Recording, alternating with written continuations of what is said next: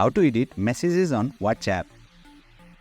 Hey there, welcome to Insightful Tutorials. Did you know that WhatsApp has introduced a new feature allowing you to edit your sent messages? That's right. If you are not aware of this recent update, you are in the right place. In today's video, I will guide you through the process of editing your sent messages on WhatsApp. Let's get started. Open WhatsApp on your device. Select the account you wish to chat with. Start a conversation with the intended recipient. If you have made a typo error or sent the wrong message, long press on the message you want to edit. Tap on the three vertical dots at the top. Select the edit option from the menu. Edit the message as needed. For example, correct any typo errors or amend the content. Once you have made the necessary changes, tap on green tick. Below the edited message, you will see edited.